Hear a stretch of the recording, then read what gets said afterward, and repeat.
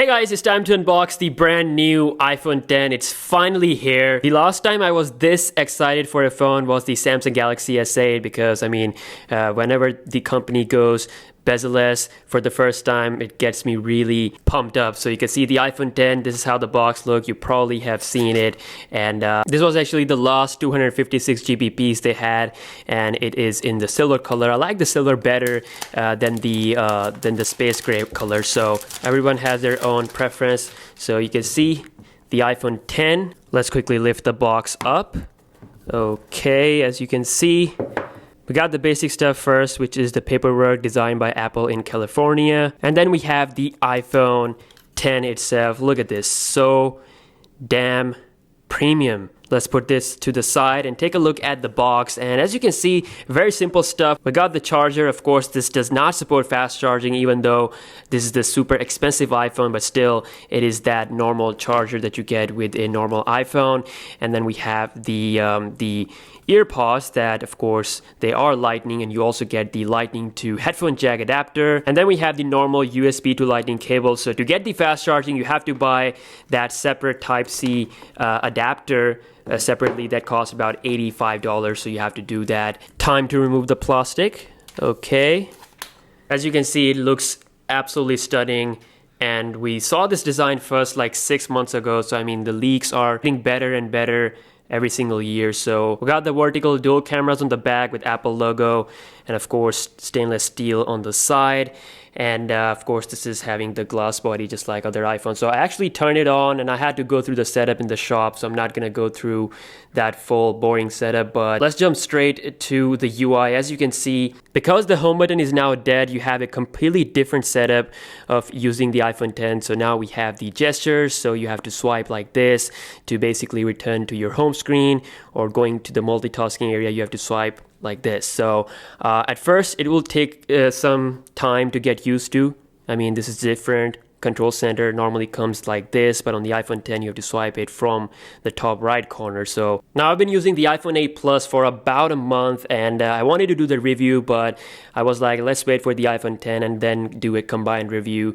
And basically a lot of people want to know whether the iPhone X is really worth it. This huge design, they are skeptical about the Face ID. So you can see side by side, the best thing that I've noticed right away, of course, is the size. Because the bezels are so small, even with the 5.8-inch display, bigger than the 5.5-inch display of the iPhone 8 Plus, it's still a lot better when it comes to the size. Look at how good it feels when you're holding both phones in hand, and this just really creates a completely different experience, and it will be much easier to hold and have a good grip on.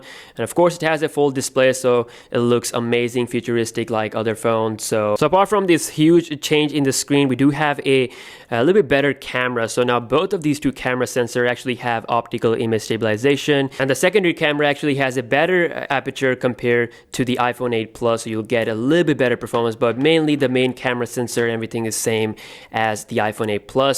And also the difference is with the new, of course, with the addition of Face ID, you have the true depth camera system, and of course with that you get portrait mode with the front camera. So I was just trying it out, and I got like a really good result in like room lighting. So I'll be trying this, of course, and give you guys my full review soon. But yeah, it basically blurs the background just like the back portrait mode camera does. The power button is now bigger than before. It is of course used for locking and unlocking screen, but for turning off the phone you have to hold down the lock key as well as the volume down key at the same time until you see this menu. So now it's a bit different, and of course just holding this lock key will activate Siri. So Apple, they didn't introduce any secondary Bixby key or anything like that, but they have their own gesture. You can see the volume rocker is still at the same place. The mute switch is also at the same area. Of course, no headphone jack, nothing on the top. Looks super clean. So alright, so let's get down to the exciting part, which is the Face ID, which is like the main headline feature